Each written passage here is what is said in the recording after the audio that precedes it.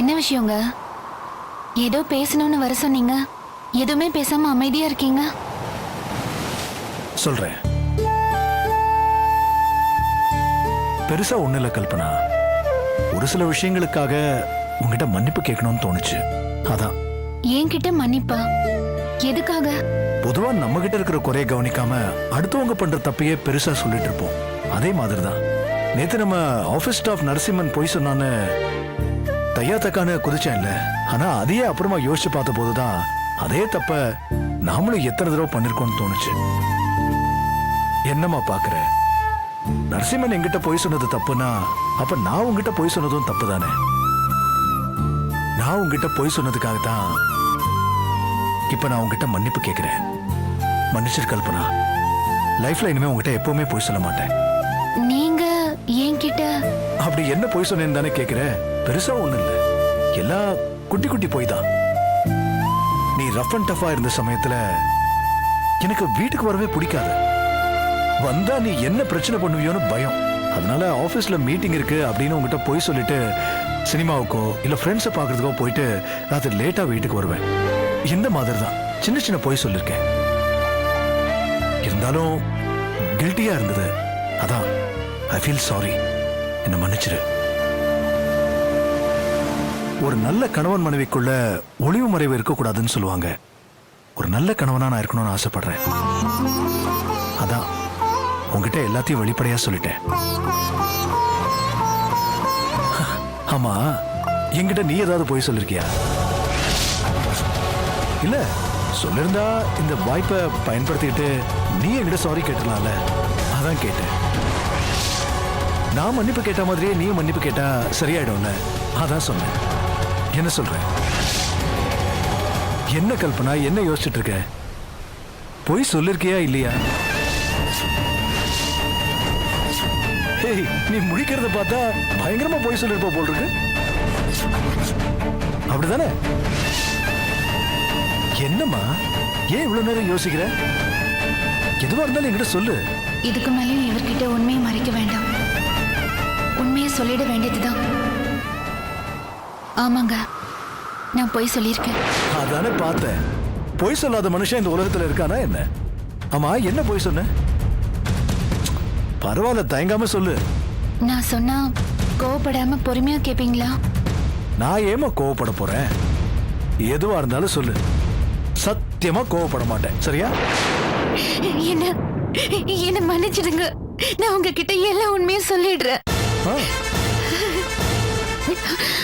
நான் சொன்ன முதல் போய் ஹோட்டல்ல நீங்க போதை மயக்கத்துல எனக்கு எடுத்துட்டீங்கன்னு சொன்னேன்ல, அது உண்மை இல்ல, போய்.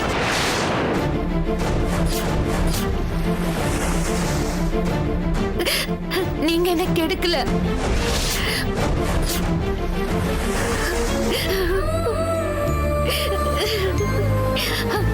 உங்க மேல அப்படி போய் சொல்லி வீண் பழி சுமத்தினாதான் நீங்க என்ன கல்யாணம் பண்ணிப்பீங்கன்னு நான் அப்படி ஒரு பொய் சொன்னேன்.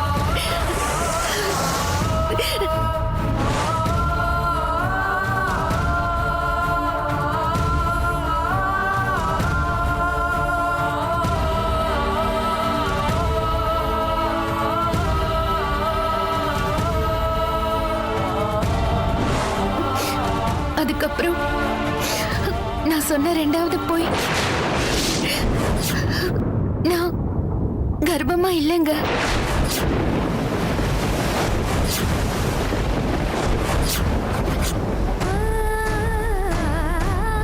என் வயத்துல உங்க கரு வளரக்கூடாதுங்கிறதுக்காக நீங்க ஒரு மாத்திரை வாங்கி கொடுத்தீங்கல்ல, அத நான் சாப்பிடலங்க.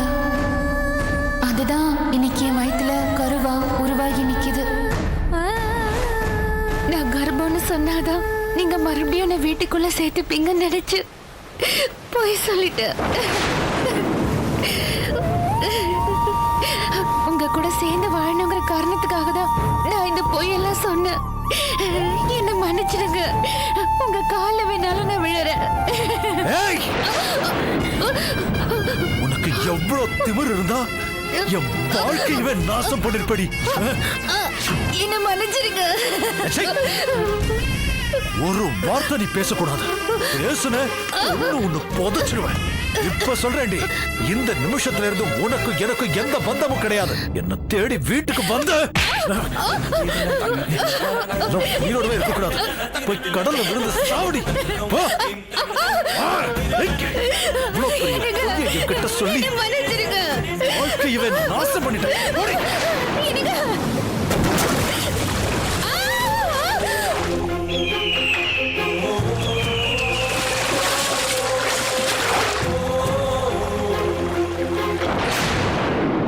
கல்பனா, ஏ கல்பனா. ஐயோ, என்ன மன்னிச்சிருங்க. நான் போய் சொல்ல மாட்டேன். ஐயோ, என்ன தண்டிச்சிடாதீங்க. சத்தியமா இனிமே நான் போய் சொல்ல மாட்டேன். சரி சரி சரி, ரிலாக்ஸ் ரிலாக்ஸ் ரிலாக்ஸ். என்ன ஏன் டென்ஷன் ஆகுற? நான் ஒண்ணும் சொல்லலையே உன்னை.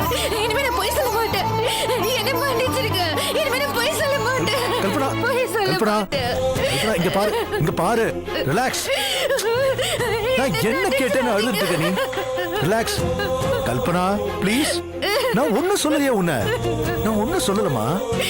Relax relax. சரி சரி.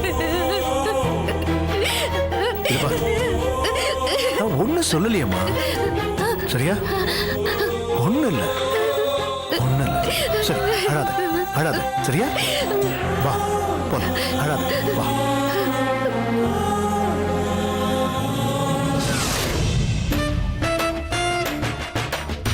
நம்ம பாட்டு தேன்மொழி லவ் ஃபெயிலியரு லொட்டு லொசுக்குன்னு இஷ்டத்துக்கு வாய்க்கு வந்த டாவெல்லாம் அடிச்சு விட்டோம். பட் ஒரு ஃபீலிங்கும் இல்லாமல் நம்ம இப்படியே உட்காந்தோம்னா வேதாஜிக்கு நம்ம டவுட் வந்துருமே. What you do? as usual, get up change, over acting.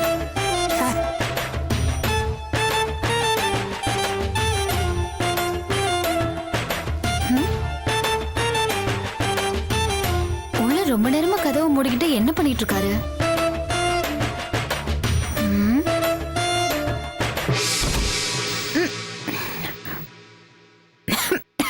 என்னது ஒரே புகையா இருக்கு?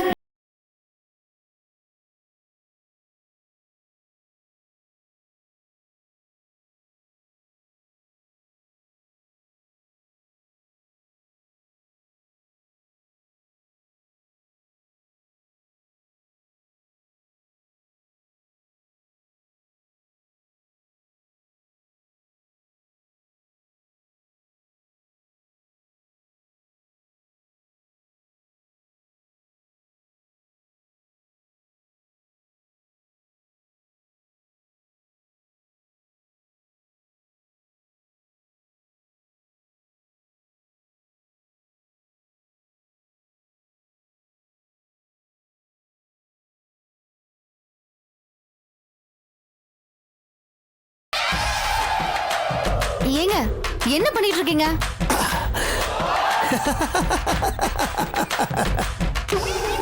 வேதாஜி வந்துட்டீங்கடா. வாங்க வேதாஜி வாங்க. பாருங்க, தேன்மொழியோட நினைவால இந்த நாகராஜ் தவிக்கத பாருங்க. என்னங்க ஆச்சு உங்களுக்கு? வேதனை வேதனை. அவளியோட காதல மறக்க முடியாம கையில மது கோப்பையோட தவிச்சிட்டு இருக்க வேதாஜி, தவிச்சிட்டு இருக்க. காதல் தோல்வி பாடல்களை பாடிக்கிட்டு தேன்மொழியோட நினைவுகளால என்ன நானே முழுகடிச்சிட்டு இருக்கேன். ஏங்க நீங்க பண்றது கொஞ்சமாவது உங்களுக்கு நல்லா இருக்கான்னு சொல்லுங்க. லவ் ஃபெயிலியர் ஆச்சுன்னா வாழ்க்கை அவ்வளவுதானா? அதை தாண்டி வாழ்க்கையில வேற எதுவும் இல்ல. லவ் ஃபெயிலியர் ஆன எத்தனையோ பேர் வேற கல்யாணம் பண்ணிக்கிட்டு சந்தோஷமா இல்ல இருக்காங்க. ஆனா அவங்க சந்தோஷமா தான் இருக்காங்கன்னு நமக்கு எப்படிங்க தெரியும்? எங்க லவ் ஃபெயிலியர் ஆகி வேற கல்யாணம் பண்ணி வாழ்ந்துட்டு இருக்க ஒவ்வொருத்தரையும் அவங்க நெஞ்சு தொட்டு சொல்லுங்க, நான் பழைய காதல மறந்துட்டு சந்தோஷமா தான் இருக்கேன்னு. முடியாதுங்க. 100 வருஷம் ஆனாலும் ஏதோ ஒரு மூலையில அந்த காதல் ஞாபகத்துக்கு வந்துட்டு தாங்க இருக்கும். ஏங்க ஒரு செடியில எத்தனை பூ பூக்குது, ஒரு பூ உதிர்ந்தா இன்னொரு பூ பூக்குறது இல்ல? வாஸ்தவம் தாங்க. ஆனா உதிர்ந்த பூவை மறுபடியும் ஒட்ட வைங்க பார்க்கலாம். அது முடியாது. அந்த மாதிரிதாங்க காதலும். சில பேருக்கு அது செடி மாதிரி ஒண்ணு போனா ஒண்ணு, ஆனா சில பேருக்கு பூ மாதிரி ஒரு வாட்டி பூத்து உதிர்ந்துருச்சுன்னா அவ்வளவுதான், மறுபடியும் அதை ஒட்ட வைக்க முடியாது. அது மாதிரிதான் என்னோட காதலும். ஏங்க இன்னும் பூவே உனக்காக காலத்துல தான் இருப்பேன்னா எப்படி? உங்களுக்கு கமலஹாசனை பிடிக்கும் தானே? நாங்க எப்படி கேட்டீங்க? நான் கமலஹாசனோட வெறியாங்க. நான் வந்து அவரோட இது பக்த மாதிரி. அவர் என்ன சொல்லிருக்காருன்னு தெரியுமா? நான் சொல்லிருக்காரு. இருங்க பாட்டே ப்ளே பண்றேன்.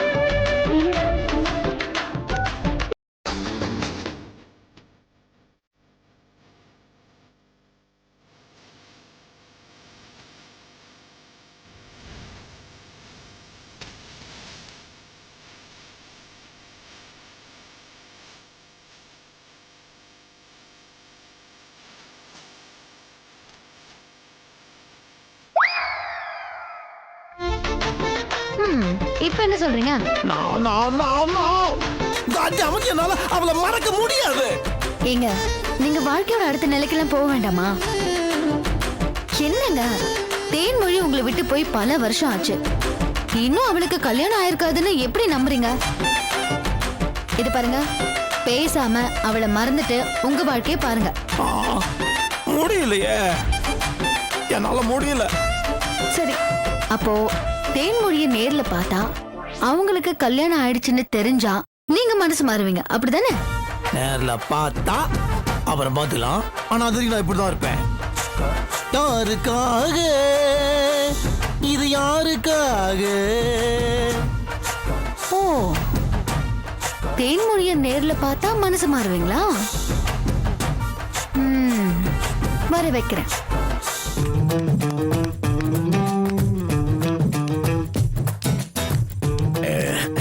கல்பனா வேற ஒண்ணும் இல்ல, அது சந்தமும் இருக்கணும், எதுகமுனையும் இருக்கணும், அப்புறம் ரைமிங் டைமிங் ஆகணும். அதான் யோசிச்சுட்டு இருக்கிறேன். கொஞ்சம் வெயிட் பண்ணு.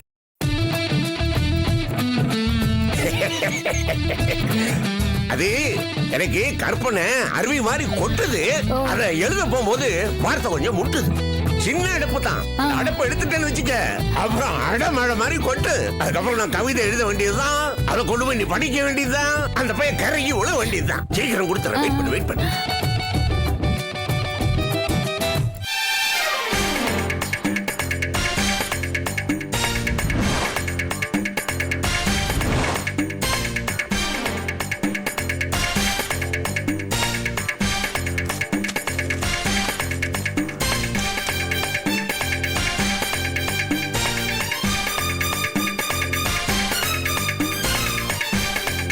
மாமா, காஃபி சாப்பிடுறீங்களா? ஐயோ, கற்பனை வர நேரத்துல குறுக்க பேசி கெடுத்து. சாரி. நான் ஒரு நேர்கோட்டில் போயிட்டு இருக்கிறேன். அங்க போனா அதை பாரு, கவிதையை பிடிச்சிருப்பேன். அதுக்குள்ள குறுக்க வந்துட்டேன். என்னமா நீ பொறுமையா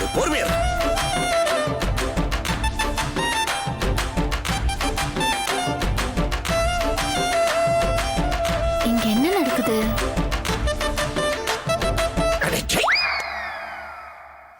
எல்லா பயிலும் எழுதுற மாதிரி மனம் எழுதிவிடுவோமா? அது ஒரு பிரச்சனையே இல்ல. ஆனா மாமா எழுதுறது ஸ்பெஷலா இருக்கணும் இல்ல. நான் கவிதை எழுதி உங்க கொடுத்த உடனே அந்த பையன் கரையை உழணும் இல்ல. அதுக்கு முதல் வார்த்தை நச்சுது உழணும். வார்த்தை கிடைக்க மாட்டேங்குது. அந்த காலத்துல நான் சின்ன வயசா இருக்கும்போது தெருவில் இருந்தாங்களே இந்த விடல பசங்களா வாசல கியூல நிப்பாங்க. காதல் கவிதை எனக்கு எழுதி கொடுங்கன்னு நானும் மனமளன்னு டிராமா எல்லாருக்கும் கொடுப்பேன். இப்ப வயசாகி போச்சு இல்ல, கொஞ்சம் டச் விட்டு போச்சு, அதுதான் பிரச்சனை. ஆனா வந்துடுறேன்.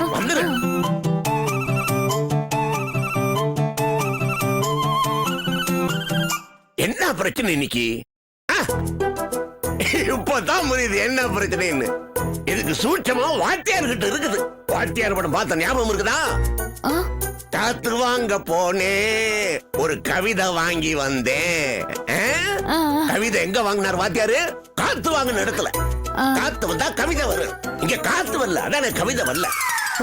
ஒரு நிமிஷம், தோட்டத்துல நல்ல காத்து வருது, அங்க போய் எழுதிட்டு வந்தேன். மாமா நமக்காக எவ்வளவு முயற்சி பண்றாரு. சான்ஸே இல்ல. இவரை மாதிரி ஒரு மாமனாரை எங்கேயும் பார்க்க முடியாது. மாமா இஸ் கிரேட். கல்பனா, இங்க என்ன பண்ற? சொல்றவா. இங்க என்ன நடந்துட்டு இருக்கு? அது ஒண்ணும் இல்ல, அவரை மனசு கவர்ற மாதிரி ஏதாச்சும் பண்ணி அசத்தணும்னு உன்கிட்ட கூட ஐடியா கேட்டனே. நீ கூட வாய்க்கு ருசியா சமைச்சு போட சொன்னியே. நீ சொன்ன ஐடியாவை விட எக்ஸ்ட்ராவா நாம ஏதாவது பண்ணலாம்னு நினைச்சு அந்த ஐடியாவை கேவலமா சொதப்பிட்டேன். அவர் என் மேல ரொம்ப டென்ஷன் ஆயிட்டாரு. அதான் வேற ஏதாச்சும் பண்ணி அவரை சமாதானப்படுத்தலான்னு யோசிச்சுட்டு இருந்தேன். அப்போன்னு பார்த்து நம்ம மாமா வந்தாங்களா, என்ன விஷயம்னு கேட்டாங்க. நானும் இதுதான் விஷயம்னு சொன்னேன். கவலையே படாத கல்பனா, நான் உனக்கு உதவி பண்றேன்னு சொல்லிட்டாங்க. அது மட்டும் இல்ல, அவருக்கு கவிதைனா ரொம்ப பிடிக்குமா. ஒரு கவிதை எழுதி கொடு, அவருக்கு ஒண்ணு ரொம்ப பிடிக்கும்னு சொன்னாங்க. ஆனா எனக்கு கவிதைலாம் எழுத வராதுன்னு நான் சொன்னேன். என்னம்மா நீ, நான் இருக்கும்போது நீ ஏன் கஷ்டப்படுற, நானே என் கையால உனக்கு எழுதி தரேன்னு சொன்னாங்க. அவன் மனசுல நீ இடம் பிடிமான்னு சொல்லி 1 மணி நேரமா எனக்காக கவிதை எழுதிட்டு இருக்காரு வேதவல்லி. நம்ம மாமா மாதிரிலாம் யாருமே வர முடியாது வேதவல்லி. ஒரு நிமிஷம் இங்க வாயேன். வா, அங்க பாரு. எனக்காக எவ்வளவு கஷ்டப்பட்டு அவர் கவிதை யோசிக்கிறாரு.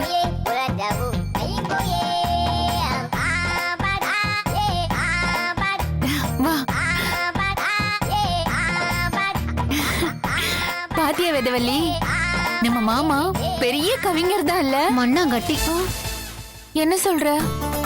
அவரு கவிதைலாம் எழுதி தர மாட்டாரு. கவிதைங்கிற பேர்ல கண்டதையும் எழுதி தருவாரு. என்ன சொல்ற?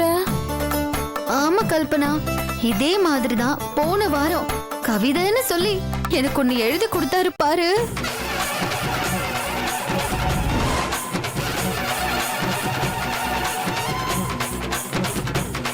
அன்பே நாகா, உன்னை பார்க்கும்போது என் மனதினிலே ஆகா. ஐயோ, அவரு எழுதி கொடுத்த கவிதையை மட்டும் நீ எடுத்துட்டு போன, அவ்வளவுதான் காலி. சுந்தர் வேற ஏற்கனவே டென்ஷன் பார்ட்டி. பாத்துக்க, நான் அவ்வளவுதான் சொல்லுவேன். இங்க பாரு, தயவு செஞ்சு இதுல இருந்து தப்பிச்சிரு. சரி, நல்ல வேளை நீ வந்து என்ன காப்பாத்திட்ட. ஆனா இப்போ மாமா கிட்ட இருந்து எப்படி தப்பிக்கிறதுன்னு கொஞ்சம் சொல்ல. பேசாம மாமா வரதுக்குள்ள இங்க இருந்து எஸ்கேப் பண்ணலாம். வந்துட்டேன். ஆஹா, வந்துருச்சு. கவிதை நான் எழுதி போட்டேன். வேதவல்லி என்பது இருக்குதப்பா. பரவாயில்ல. கல்பனா, கல்பனா, கவிதையை முடிச்சிட்டேன். ஐயோ, நீ இதை படிச்சுட்டே வச்சுக்க, பையன் மடங்கிடுவான். நான் கவிதையை படிச்சு கவிக்கிடுவான். படிச்சு காட்டுறாரா? இல்ல வேண்டாம் மாமா, நீங்க கொடுங்க, நானே அவர்கிட்ட படிச்சு காமிச்சுக்கிறேன். இதெல்லாம் படிக்கிறவங்க படிக்கணும். நான் படிக்கிற மாடுலேஷன் நீ படிச்சேன்னு வச்சுக்க, பையன் மடங்கிடுவான். கேளு கேளு கேளு. படிங்க. சுந்தரா, என் காதல் இந்திரா, நீதானே என் எந்திரா, என் மனதை மயக்கும் மந்திரா. ஐயோ, எப்படி பொறு பொறு, இதை விட அடுத்த லைன் தான் ஹைலைட். படிக்கிறேன் படிக்கிறேன். கல்பனா, எஸ்கேப் ஆயிடலாம். அது என்ன? எங்க எஸ்கேப் போயிட்டா? மயர் மலே மலே மல்லி மல்லி என்ன வந்தா நகராஜந்தானோ, புள்ளி வச்சு புள்ளி போட்டா புது கோலம் தான். மலே மல்லின்னு வானா, தேன் மொழின்னு கூப்பிடுவோம். அப்பதான் யார் என்னன்னு கேப்பா, நம்ம கலாயெல்லாம் டைம் பாஸ் ஆகும். சோ தேன், மை டியர் தேன்.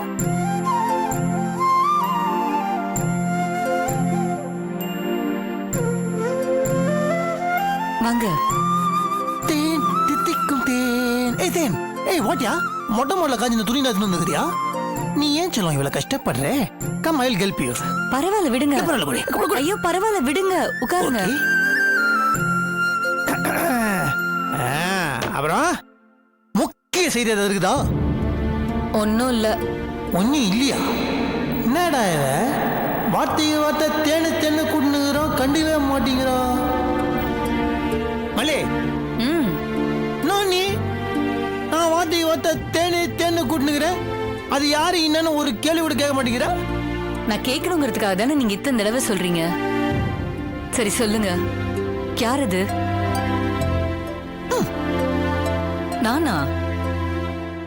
நீதாம்மா. எப்படி? அந்த வேதவழி இருக்கிறாங்கல்ல மிஸ்டர் நாகராஜ், வேதவழிக்கு அவங்க இவங்க நீ மரியாதை குத்தனா இவ டென்ஷன் ஆயிடுவா. லாங்குவேஜ் மாத்தே. அந்த இது இருக்குல்ல, இது அது அது அது பேர் என்ன? வேதவல்லி. அது திடீர்னு என்னோட வந்து தோப் பாருங்க இதுக்கு முன்னாடி நீங்க யாராவது லவ் பண்ணிருக்கீங்களான்னு கேட்சி. ஏன் அப்படி கேட்சின்னு புரியல. கபால்னு உங்களோட 1947 லவ் ஸ்டோரி அவனால சொல்ல முடியுமா அப்படின்னு கேட்சா. அதுக்கு நான் அதாண்டு என்ன சொல்லியிருப்பேன் நினைக்கிறேன். நீங்க யாரையும் லவ் பண்ணலன்னு சொல்லிருப்பீங்க. தப்பே. அதான் இல்ல. என்ன சொன்னீங்க? தேன்மொழின்னு ஒரு பொண்ணு ஸ்கூல் படிக்கிற டைம்ல இருந்தே அவளை ஒரு மாதிரி லவங்கி பண்ணேன்னு கப்ஸா விட்டேன்.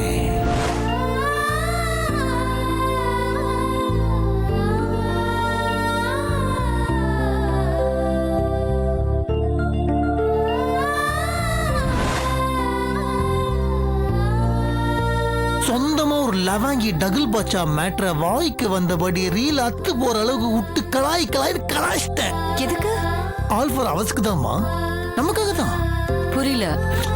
நாளையே ஒரு சந்தர்ப்ப சூழ்நிலை அமையும் போதே என்னோட தேன்மொழி திருப்பி வந்துட்டா, அதனால ப்ளீஸ் நீங்க போயிடுங்க, எனக்கு டைவர்ஸ் குத்துருங்க அப்படின்னு அவங்கள கலாய்ப்பேன்ல.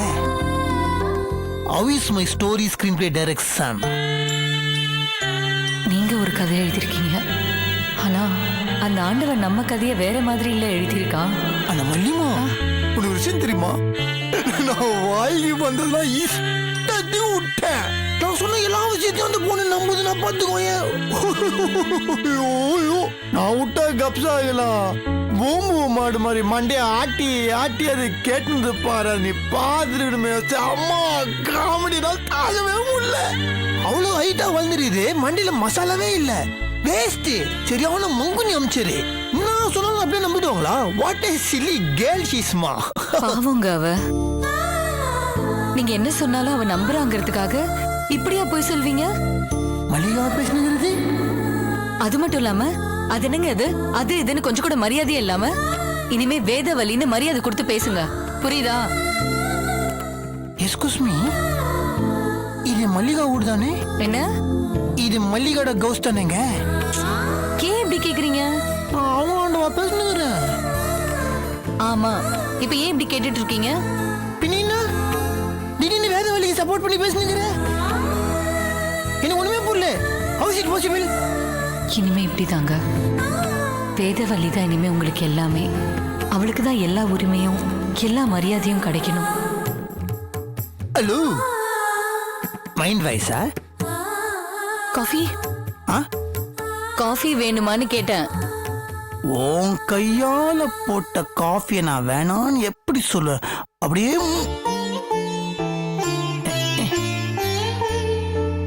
Coffee with Mallika. பேஷ் பேஷ், ரொம்ப நன்னா இருக்கு. ஒரு நல்ல பாய் ஃப்ரெண்ட்ஸா நம்ம கேர்ள் ஃப்ரெண்ட்ஸுக்கு ஹெல்ப் பண்ணணும். இந்த புடவைய மல்லிகா வரத்துக்குள்ள மச்சி வைப்போம்.